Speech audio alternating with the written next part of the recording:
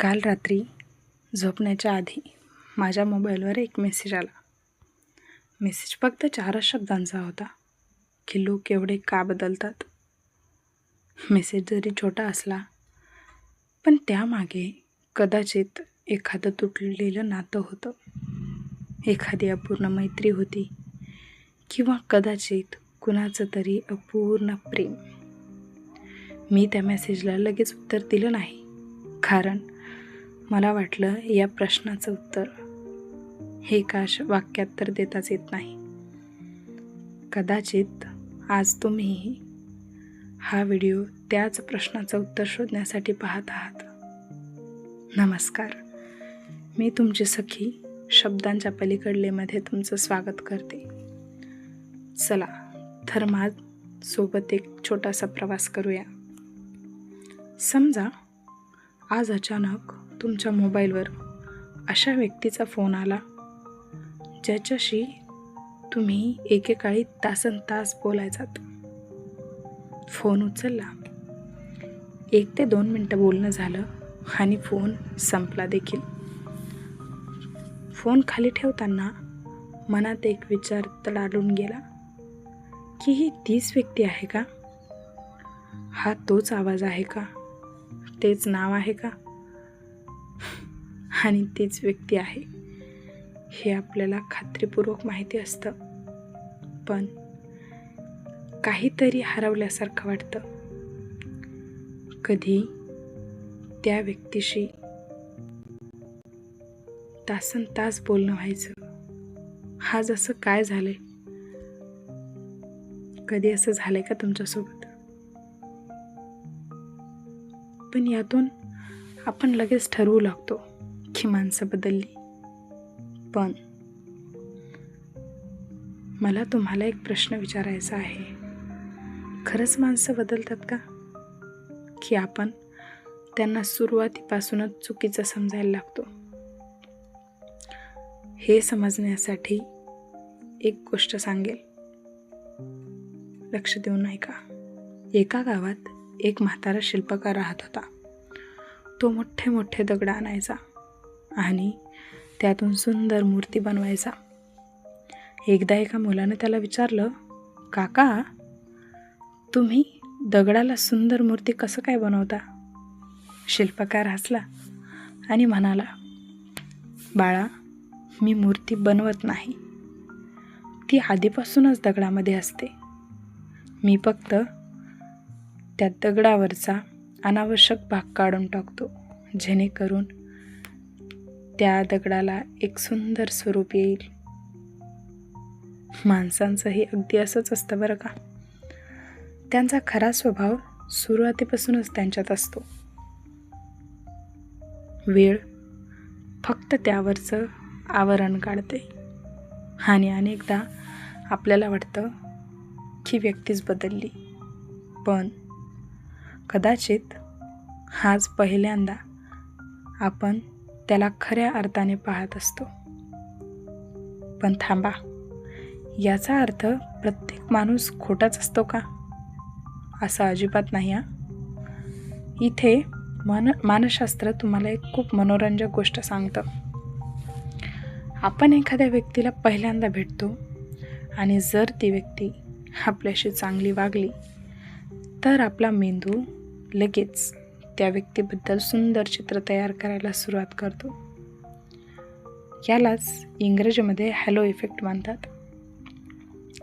आणि त्यानंतर ती व्यक्ती काही चुकीचं जरी करत असली तरी आपला समज असा होतो की नाही, ते असं करूच शकत नाही, कारण आपण सत्यावर प्रेम नाही करत, आपण आपल्या मनात तयार केलेल्या चित्रावर प्रेम करायला लागतो. आता आपल्याच आयुष्यात असे अनेक लोक येत असतात ज्यांच्याबद्दल आपल्याला वाटत असतं की ह्या व्यक्ती आपल्या आयुष्यातून कधीच जाणार नाहीत किंवा त्या कधीही बदलणार नाहीत. पण जेव्हा वेळ जातो तेव्हा आपल्या असं लक्षात येतं की प्रत्येक व्यक्ती कायमसाठी आपल्यासाठी सारखीच असू शकत नाही. आपली जी अपेक्षा असते की नातं कधीही बदलणार नाही, ते तसंच राहील ही अपेक्षा फोल असते. आता मी तुला एक प्रश्न विचारते, तुमच्या आयुष्यात अशी एखादी व्यक्ती आहे का ज्याबद्दल विचार करताना आजही तुम्हाला वाटतं ही व्यक्ती आधीसारखी राहिली नाही? जर उत्तर हो असेल तर पुढचा भाग खूप लक्ष देऊन ऐका, कारण कदाचित ती व्यक्ती बदललेली नाही, परंतु काहीतरी वेगळंच सुरू आहे. आता तीच गोष्ट जाणून घेऊया. आतापर्यंत आपण एक गोष्ट समजून घेतली की कधीकधी माणूस बदलत नाही, आपण त्यांच्याबद्दल तयार केलेलं चित्र तुटतं. पण एक प्रश्न अजूनही उरतो, मग नाती कधी तुटतात? कारण मी आजपर्यंत एकही नातं एका दिवसात तुटताना पाहिलेलं नाही. नाती तुटत नाहीत, ती हळूहळू थकतात. समुद्रकिनाऱ्यावरचा एक मोठा खडक पाहिलाय? तो काही एका खूप मोठ्या लाटेमुळे एकदम तुटत नाही. हजारो लाटा दररोज वर्षानुवर्ष त्याला झिजवत राहतात आणि एक दिवस आपल्या असं लक्षात येतं की खडक तुटला. खरं तर तो त्या दिवशी तुटलेला नसतो, तर तो खूप आधीपासून दररोज थोडा थोडा तुटत असतो. फक्त आपल्या लक्षात येत नाही एवढंच. नात्याचंही असंच असतं.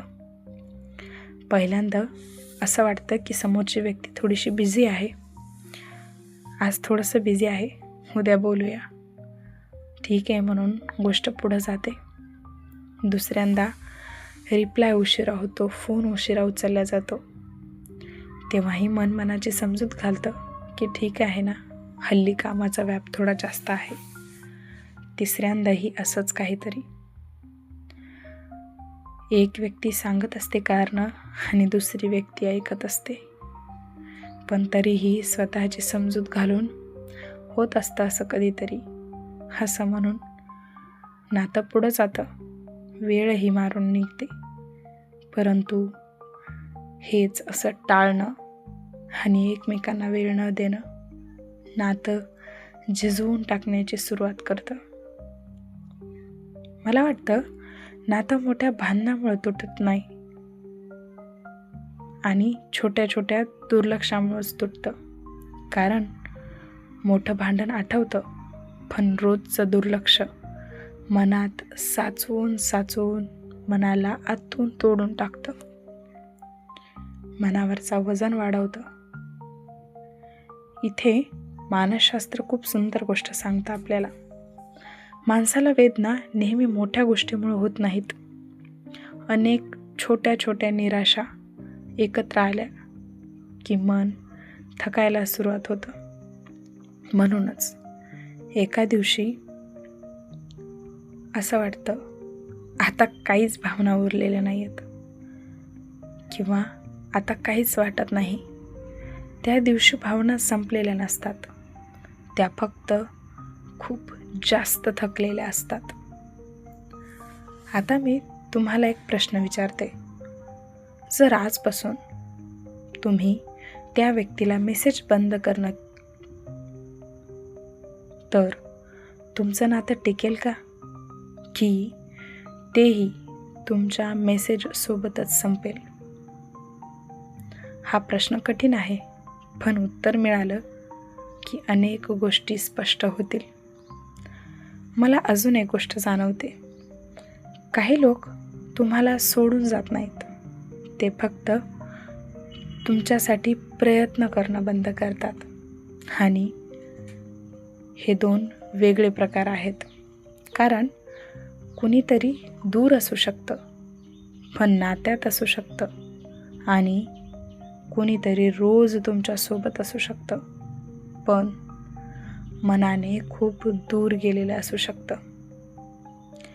कधीकधी दोन माणसं बोलतात, संवाद होत नाही, फक्त शब्दांची देवाणघेवाण होते. आणि काही माणसं महिनोमहिने बोलत नाहीत, तरी नातं तिथंच असतं. म्हणून अंतर हे केवळ किलोमीटरचं नसतं. मनाचं अंतर हे हजारो किलोमीटरपेक्षाही खूप दूरचं असतं. आता एक वास्तव स्वीकारूया.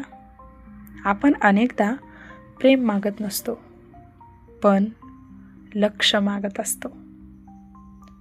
आपल्याला कुणीतरी विचारावं, कशी आहेस? बस इतकंच. कारण जिथे आपली दखल घेतली जाते तिथे मन आपोआप जुळलं जातं, आणि जिथे वारंवार दुर्लक्ष होतं तिथे मन हळूहळू निघून जातं. पण पुढच्या भागात मी तुला अशी एक गोष्ट सांगणार आहे जी कदाचित हा संपूर्ण विषय पाहण्याची तुझी दृष्टीच बदलून टाकेल. कदाचित समस्या समोरच्या व्यक्तीतच नव्हती, कदाचित ती आपल्या अपेक्षांतही होती. आपण इथपर्यंत एक गोष्ट समजून घेतली की नाती एका दिवसात तुटत नाहीत, ती छोट्या छोट्या गोष्टींनी बदलत जातात.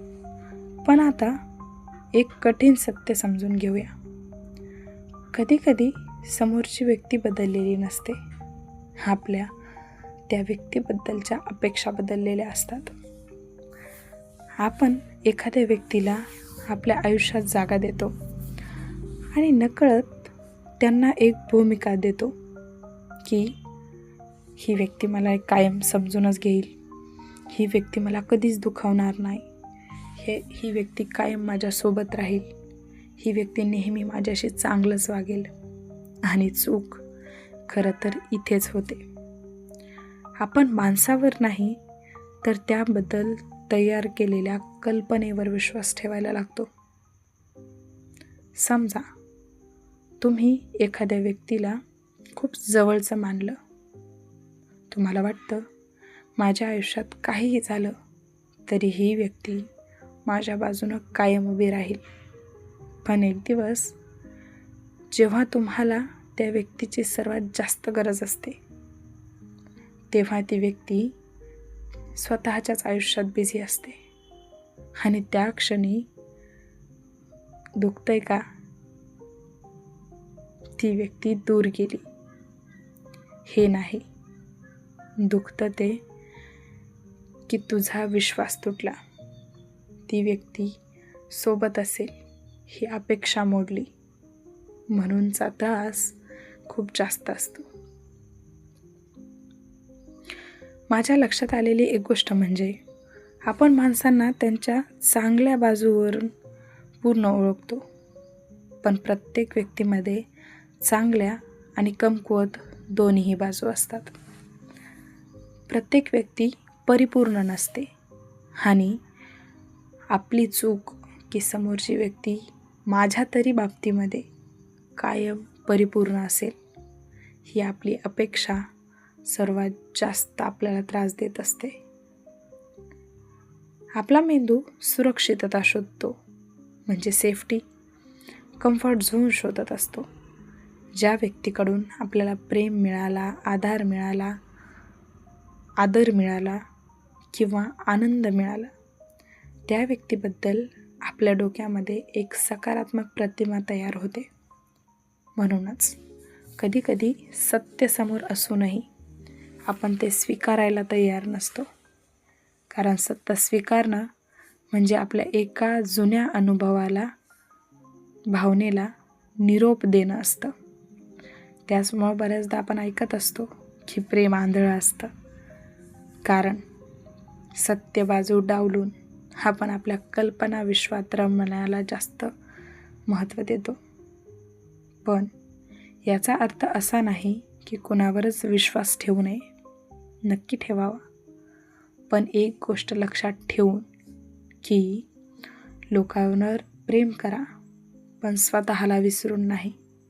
कारण ज्या नात्यात स्वतःला सतत सिद्ध करावं लागतं तिथे कधीकधी मन थकून जातं, आणि ज्या नात्यामध्ये कायम तुम्हालाच पुढाकार घ्यावा लागतो तिथे समोरच्याला आपली कधीही किंमत राहत नाही.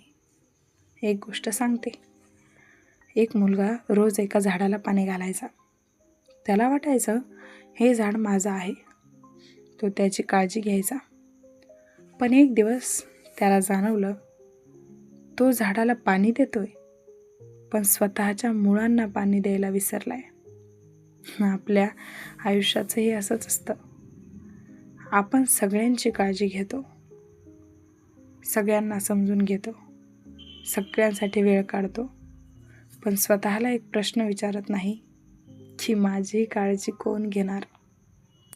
कधीकधी व्यक्ती आयुष्यातून जाते कारण ती वाईट असते म्हणून नाही, तर कदाचित त्या व्यक्तीची भूमिका आपल्या आयुष्यात पूर्ण झालेली असते.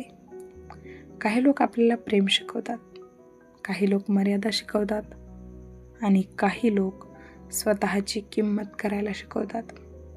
शेवटी फक्त एवढंच म्हणेल, जर कोणी बदललं असेल तर स्वतःला दोष देऊ नका. प्रत्येक नातं टिकवायची जबाबदारी एकाच व्यक्तीची नसते. दोन्ही लोकांनी धरलेला हातच नातं टिकवतो.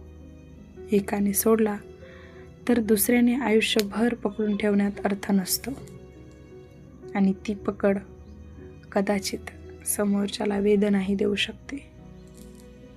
आज रात्री झोपण्यापूर्वी स्वतःला एक प्रश्न विचारा, मी ज्या व्यक्तीला मिस करते किंवा करतोय ती व्यक्ती खरंच माझ्या आयुष्यात आहे का, की मी फक्त जुन्या आठवणींमध्ये रमून बसलाय.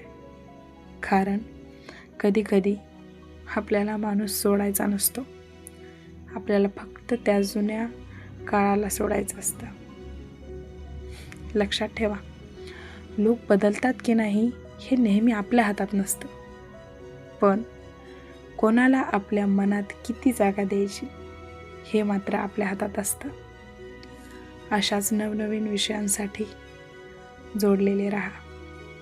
भेटूया नंतरच्या एका महत्त्वाच्या विषयाला घेऊन.